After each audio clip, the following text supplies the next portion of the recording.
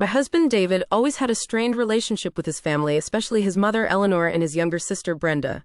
They were the kind of family who valued appearances and wealth above all else. I married into that chaos 3 years ago, and from day one Eleanor made it clear I was an outsider, a gold digger who wasn't good enough for her son. But David, bless his heart, always stood by me. Then, 6 months ago, David's maternal grandfather, Arthur, passed away peacefully at 88. Grandpa Arthur was a reclusive, sharp-witted man who had built a small fortune in real estate but was notoriously private. He'd always had a soft spot for David, often saying he saw a bit of himself in my husband's quiet integrity. We knew he had a will, a proper one, drawn up years ago.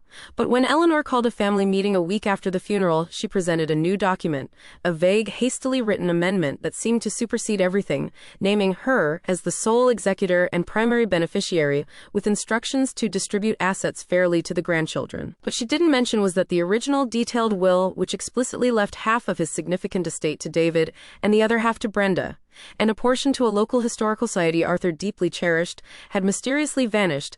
At that first meeting, Brenda kept shooting me smug glances, and Eleanor, her perfectly coiffed silver hair gleaming, looked at me over the rim of her designer reading glasses. "This is a very serious responsibility, Sarah," she'd said, her voice dripping with condescension.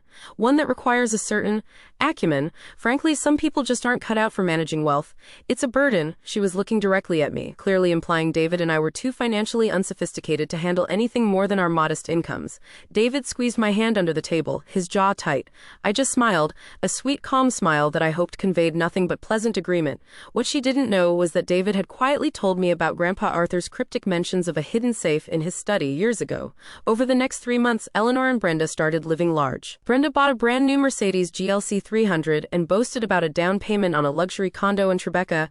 Eleanor suddenly had a new diamond necklace and started renovating her already opulent kitchen, using a private discretionary fund, of Arthur's she claimed, that wasn't part of the main inheritance. They constantly left David and me out of family discussions, making pointed remarks about how they were taking care of everything so we didn't have to worry our little heads. David was furious, but I told him to stay calm. "Let them gloat," I whispered. "Every smug comment, every flashy purchase, every dismissal is a piece of their trap, darling. And we're going to spring it." I started my own quiet investigation. I spent hours at the local library poring over old town records, find